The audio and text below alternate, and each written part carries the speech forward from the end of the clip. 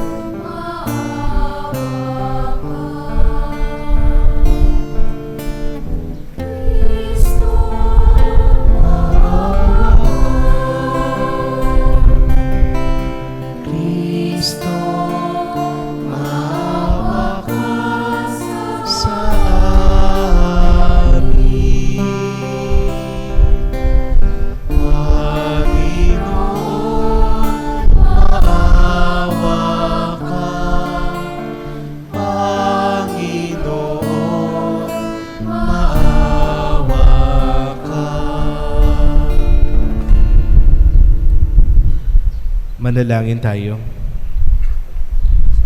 Ama naming makapangyarihan, niloob mo ang iyong anak ay mabayubay sa krus para sa aming lahat, upang ang paniniil ng kalaban ay kanyang mabigyang wakas. Ipagkaloob mong amin nawang makamtan ang pagpapalang kaloob ng muli niyang pagkabuhay bilang tagapamagitan kasama ng Espiritu Santo magpasawalang hanggan. Amen. Magsiyo po ang lahat.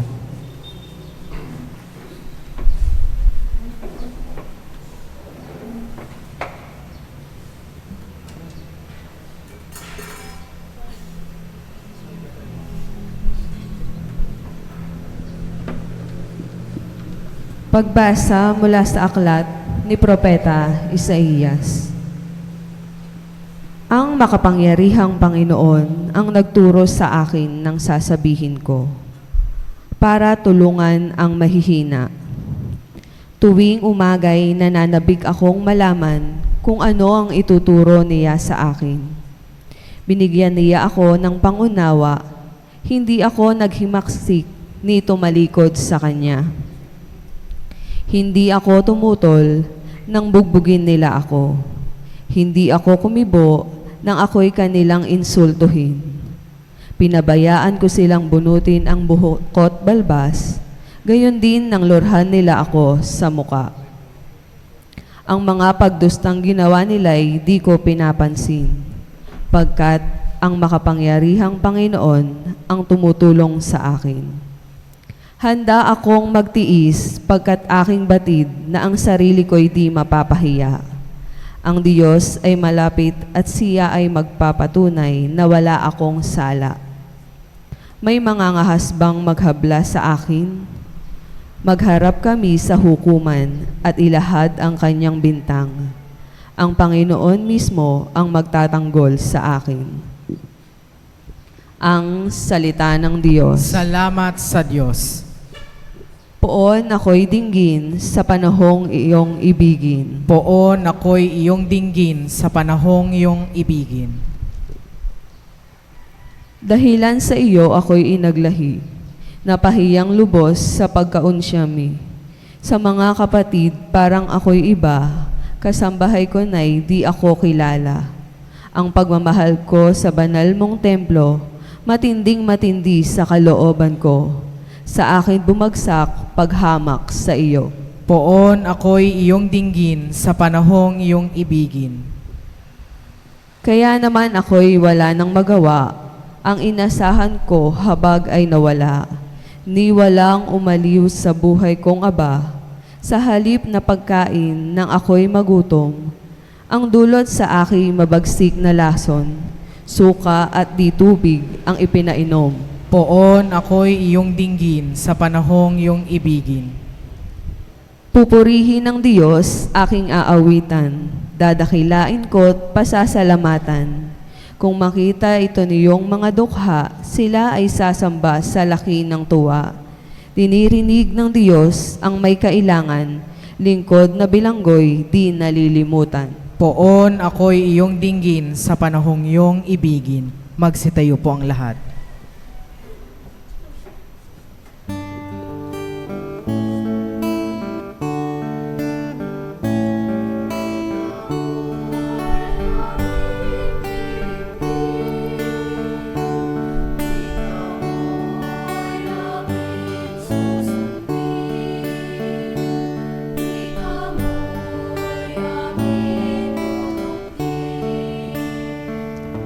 Nagpupuri kami sa iyo, Hari naming Hesukristo. Masunurin kang kordero sa katubusan ng tao, hain sa krus ang buhay mo.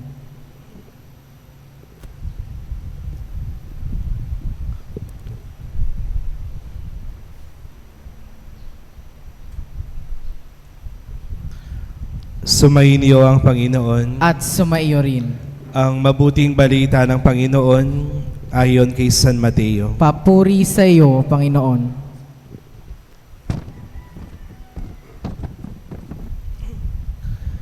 Si Judas Iscariote, isa sa 12, ay nakipagkita sa mga punong saserdote, ano po ang ibibigay ninyo sa akin kung tulungan ko kayong madakip si Jesus? Tanong niya. Noon din ay binilangan nila siya ng 30 salaping pilak. Mula noon, humanap na si Judas ng pagkakataon upang maipagkanulo niya si Jesus. Dumating ang unang araw ng kapistahan ng tinapay na walang lebadura. Lumapit kay Jesus ang mga alagad at nagtanong, "Saan po ninyo ibig ipaghanda namin kayo ng hapunang Pampaskwa?" Sumagot siya, "Pumunta kayo sa lungsod at hanapin ninyo ang taong ito. Sabihin sa kanyang ganito ang ipinapasabi ng guro, malapit na ang aking oras. Ako at ang mga alagad ko'y sa bahay mo kakain ng hapunang Pampaskwa." Sinunod ng mga alagad ang utos ni Jesus at inihanda nila ang hapunang Pampaskwa. Nang gabing yaon, dumulog sa hapag si Jesus kasama ang 12 alagad. Samantalang sila ay kumakain, nangusap si Jesus, "Sinasabi ko, isa sa inyo ang magkakanulo sa akin." Nanlumo ang mga alagad at isa't isa'y nagtanong sa kanya, "Ako po ba, Panginoon?" Sumagot siya, "Ang kasabay kong sumausaw sa mangkok ang siyang magkakanulo sa akin. Papanaw ang Anak ng Tao ayon sa nasusulat. Ngunit sa Aba na magkakanulo sa Kanya, mabuti pang hindi na ipinanganak ang taong iyon." Si Judas na magkakanulo sa kanya ay nagtanong din, "Guro, ako po ba?" Sumagot si Jesus, "Ikaw na ang nagsabi."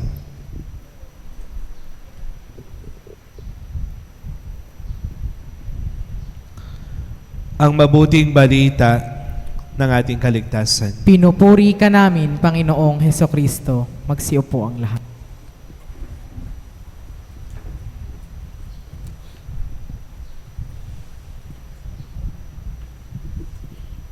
Magandang hapon po sa inyong lahat.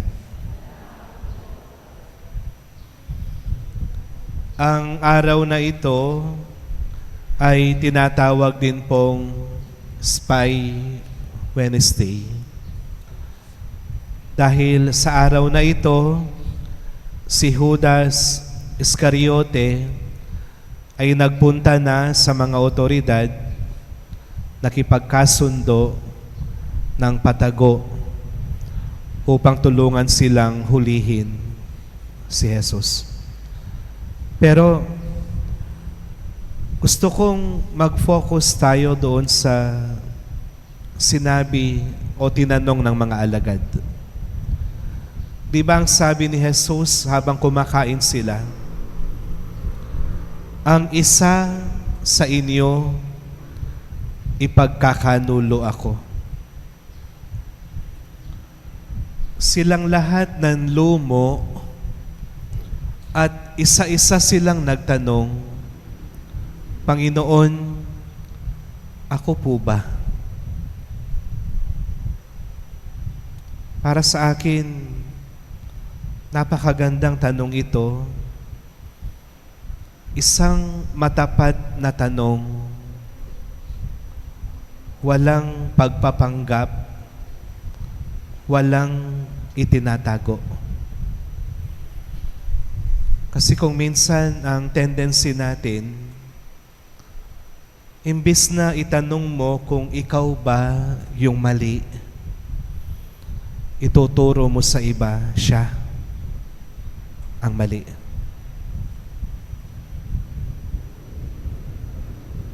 Katatapos ko lang pong magpakumpisal, magmula Lunes.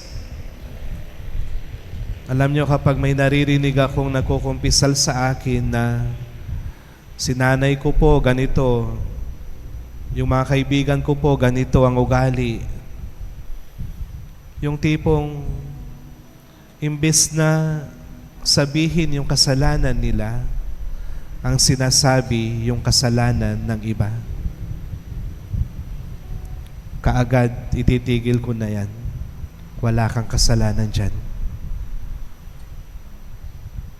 Pero sa mga apostoles ngayon, Panginoon, ako po ba?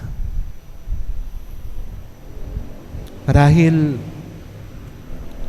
napakagandang itanong ngayon sa ating mga sarili. Isa ka ba sa mga taong nagpabigat sa krus ng Diyos? Kasi sa katotohanan, hindi naman po talaga yung mga sundalo, hindi naman talaga si Judas. Ginamit lang sila ng Panginoon. Ang totoong dahilan bakit kinailangang mag-alay ng buhay ng Diyos ay dahil sa kasalanan ng tao.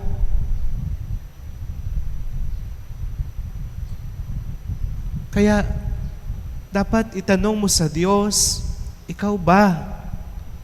Isa ka ba sa kanila? Ano ba yung kasalanan na palagi mong nagagawa at nagiging alipin ka na lang nito? Huwag mong ipagkaila. Huwag mong ilihis yung sarili mo sa mga bagay na alam mong may pagkakamali ka rin. Dahil sa bandang huli, nalalaman din ng Panginoon ang nilalaman ng puso mo. Tignan po natin ano pa ba yung nangyari. Kahit magkakasama sila sa table at alam ng Diyos na si Judas ang magkakanulo sa kanya, inalayan pa niya ng pagkain. Sa mga Hudyo, ito po ay simbolo ng pag-aalay ng pagkakaibigan. Pero hindi po tinanggap ni Judas ito. Tumalikod siya, tumalis. Ibig sabihin, kahit tayo, sa kabila ng ating mga pagkukulang at kahinaan, hindi pa rin tayo itinataboy ng Diyos. Hindi ka tinatatwa ng Diyos. Binibigyan ka pa rin niya ng pagkakataon. Binibigyan ka pa rin niya ng pagkakataon para magdasal, para gumawa ng mabuti. Inaalayan ka pa rin niya ng pagkakaibigan.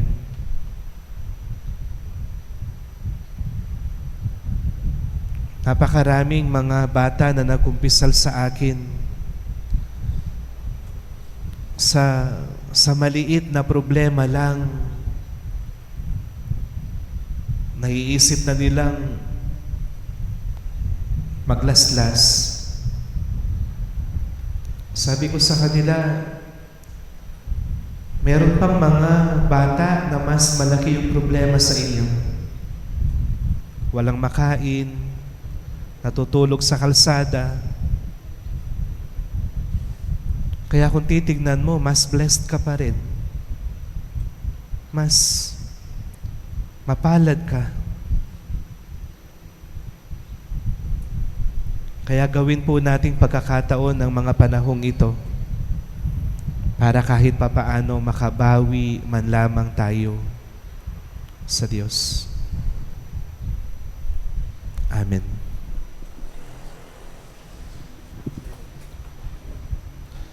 Habang nalalapit tayo sa Biyernes Santo, taglay ang pagtitiwala sa ating mapagmahal na Diyos. Alalahanin natin ang mapagligtas na gawain ni Kristo sa kanyang lingkod.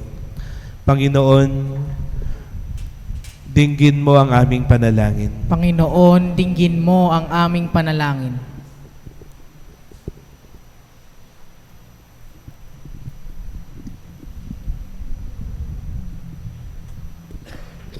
Ang mga nagdaranas ng hindi makatarungang pagdurusa, naway magtamasa ng pagpapaginhawa ng Panginoon sa pamamagitan ng kanilang malinis na budhi.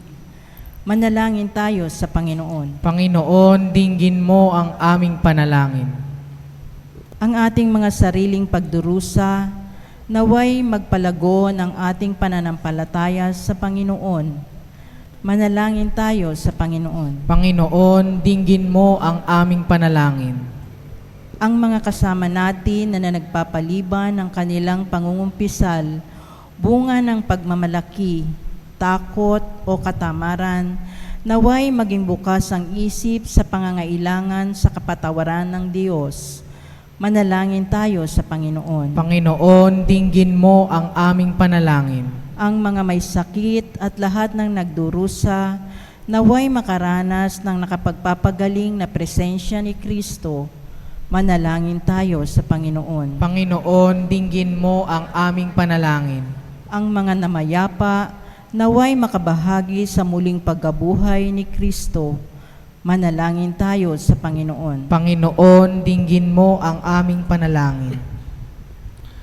Sama rin natin sa ating mga panalangin ng misang pasalamat na alay ng Gabriel family, Frances Angela Santiago, Maria Isabel Santiago, Mark Joseph Peñaranda, Bertha Megan family, para sa mabilisang paggaling ni Jocelyn Bondok, at panalangin para sa kaluluwa nila Israelita Corpus, Elarde Corpus, Julia Ivan Saavedra, Nympha Areza, at ang lahat ng mga kaluluwa sa purgatorio.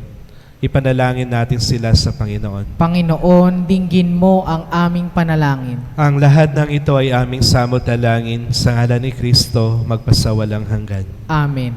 Magsiyo po ang lahat.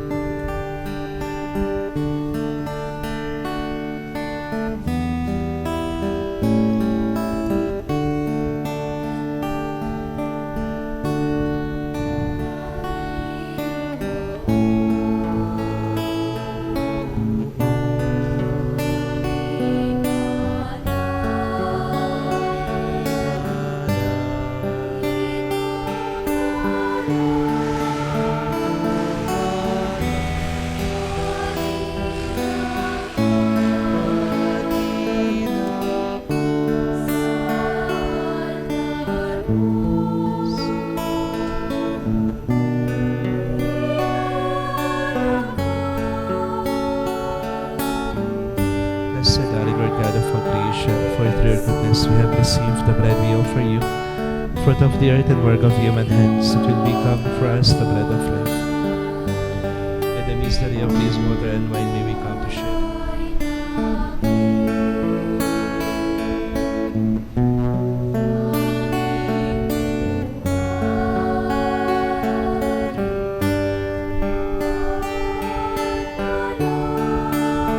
Blessed are you, Lord God of all creation, for through your goodness we have received the wine we offer you, fruit of the vine and work of human hands, it will become for us our spiritual bread.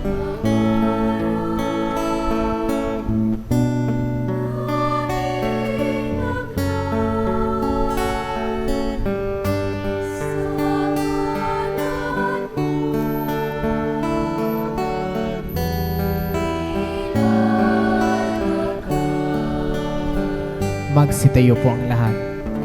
Manalangin kayo mga kapatid upang itong ating paghahain ay kalugdan ng Diyos sa mga makapangyarihan. Tanggapin nawa ng Panginoon itong paghahain sa iyong mga kamay sa kapurihan niya at karangalan sa ating kapakinabangan at sa buong sambayanan niyang banal.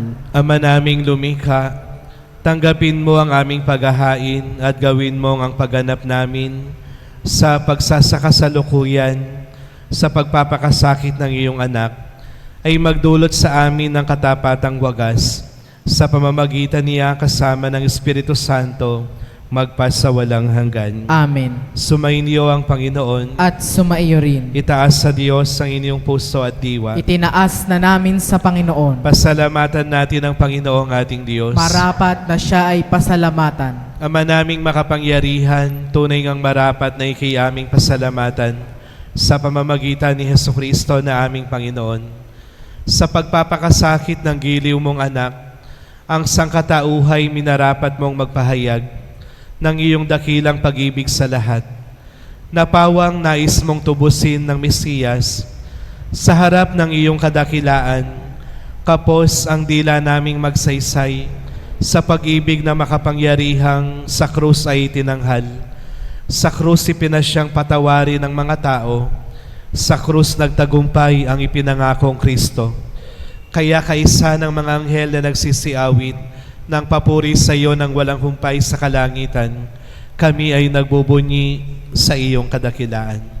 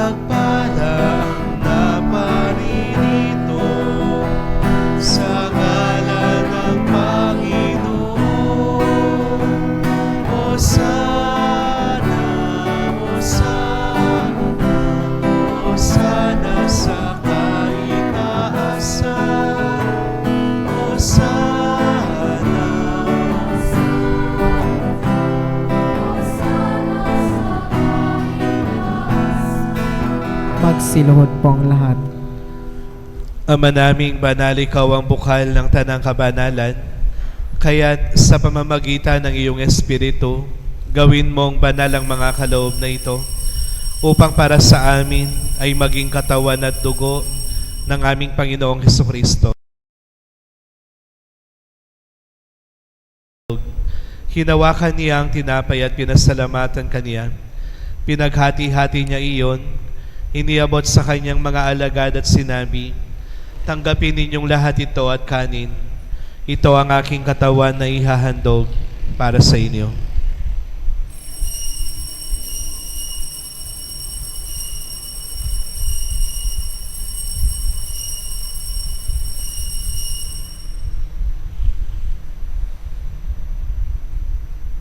Gayon din naman ang matapos ang hapunan, hinawakan niya ang kalis at muli kanyang pinasalamatan. Iniabot niya ang kalis sa kanyang mga alagad at sinabi, "Tanggapin ninyong lahat ito at inumin. Ito ang kalis ng aking dugo ng bago't walang hanggang tipan. Ang aking dugo na ibubuhos para sa inyo at para sa lahat sa ikapagpapatawad ng mga kasalanan. Gawin ninyo ito bilang pag-alala sa akin."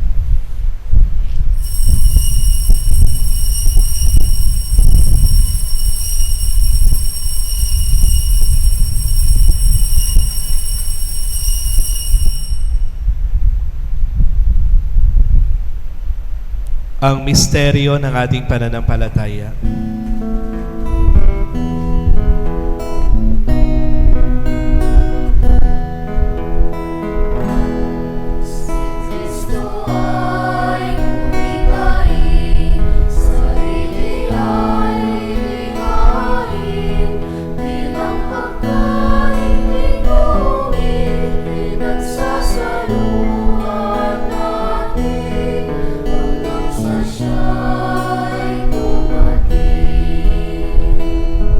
Ama, ginagawa namin ngayon ang pag-alala sa pagkamatay at muling pagkabuhay ng iyong anak. Kaya tinihaalay namin sa iyo ang tinapay na nagbibigay buhay at ang kalis na nagkakaloob ng kaligtasan. Kami ay nagpapasalamat dahil kami iyong minarapat na tumayo sa harap mo para maglingkod sa iyo. Isinasamo namin na kaming magsasalo-salo sa katawan at dugo ni Kristo ay mabuklod sa pagkakaisa sa pamamagitan ng Espiritu Santo. Ama, lingapin mo ang iyong simbahang laganap sa buong daigdig Puspusin mo kami sa pag-ibig kaisa ni Leon na aming Santo Papa, ni Roberto na aming Obispo at ang Tanang Kaparian. Alalahanin mo rin ang mga kapatid naming nahimlay nang may pag-asang sila'y muling mabubuhay, gayon din ang lahat ng mga pumanaw. Kaawaan mo sila at patuloyin sa iyong kaliwanagan.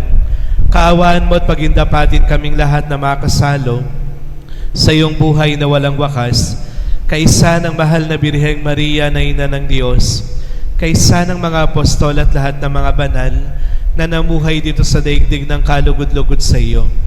May pagdiwang nawa namin ang pagpupuri sa ikararangal mo sa pamamagitan ng iyong anak na aming Panginoong Hesukristo.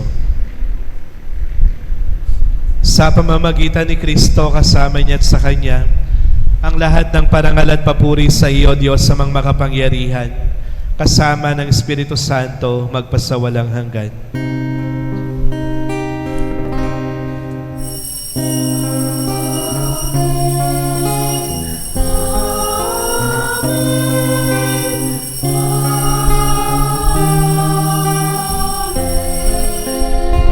Magsitayo po ang lahat. Sa tagubilin ng mga nakagagaling na utos sa turo ni Jesus na Panginoon natin at Diyos, ipahayag natin ang lakas loob.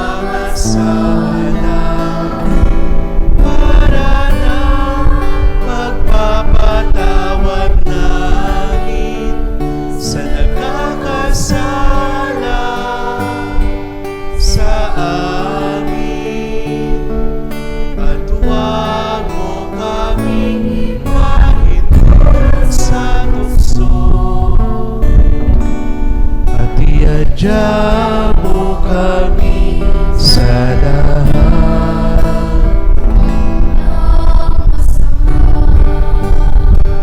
Hinihiling namin kami iadya sa lahat ng masama, pagkalooban ng kapayapaan araw-araw, iligtas sa kasalanan at ilayo sa lahat ng kapahamakan, samantalang aming pinananabikan ng dakilang araw ng pagpapahayag ng tagapagligtas naming si Jesucristo. Sapagkat iyo ang kaharian at ang kapangyarihan at ang kapurihan magpakailanman. Amen. Panginoong Jesucristo, sinabi mo sa iyong mga apostol, kapayapaan ang iniiwan ko sa inyo, ang aking kapayapaan ang ibinibigay ko sa inyo.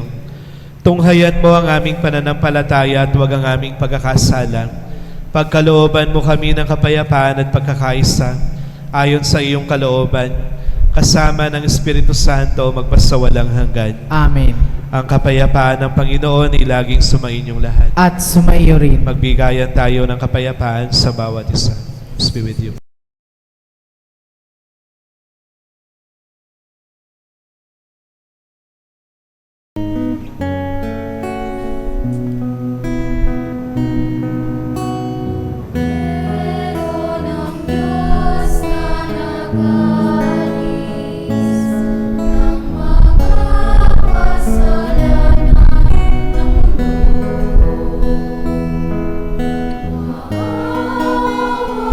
Oh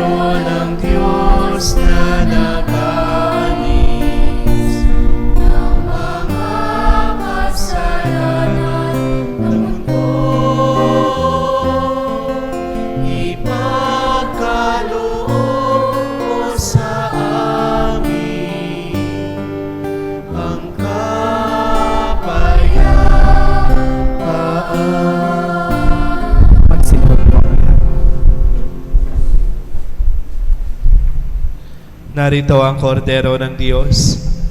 Siya ang nag-aalis ng mga kasalanan ng sanlibutan. Mapapalad tayong tinatawag sa kanyang piging. Panginoon, hindi ako karapat-dapat na magpatuloy sa iyo, ngunit sa isang salita mo lamang ay gagaling na ako.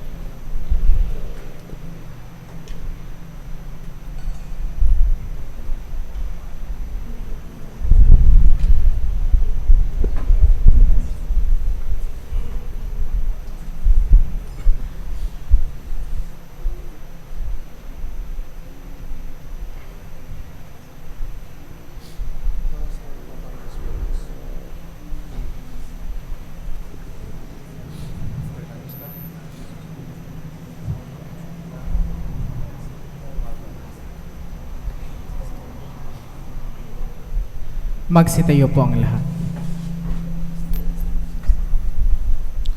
Manalangin tayo.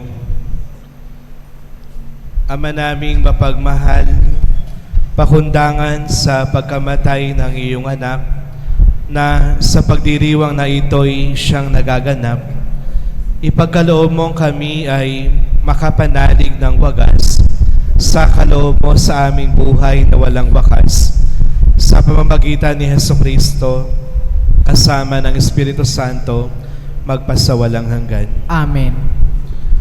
Bukas po ay gaganapin ang Chrism Mass, pati po yung renewal naming mga pari sa ating mahal na obispo sa katedral, at i-announce na po kung yung aming mga bagong assignments bukas. Habang nasa Tarlac po ako, yung mga sakristan po natin ay magkakaroon ng recollection nila alas 8 po ng umaga hanggang alas 2 ng tanghali. Meron po tayong magluluto dito. Kung sino po yung gustong tumulong na mag-repack ng pansit na request ni Carol, pwede pong pumunta kayo para tumulong. At sa hapon po, yung ating celebration ng huling hapunan, yung washing of the feet at saka yung exposition po natin sa ating altar of repose, magsisimula po ng 5:30? 5 o'clock pala. Alas 5 po. Pero yung mga rosary leaders po natin kanina, pwede pong 4:30 mag-rosary po kayo upang sa ganun habang may dumarating na tao, makakapag-set na sila ng mood na mayroon ng nagdarasal. Maraming salamat po. Sumainyo ang Panginoon. At sumaiyo rin. Pagpalain kayo at ang inyong pamilya ng makapangyarihang Diyos, sa ngalan ng Ama, ng Anak at ng Espiritu Santo. Amen. Naialay na ang ating banal na misa, humayo kayo sa pag-ibig ni Kristo. Salamat sa Diyos.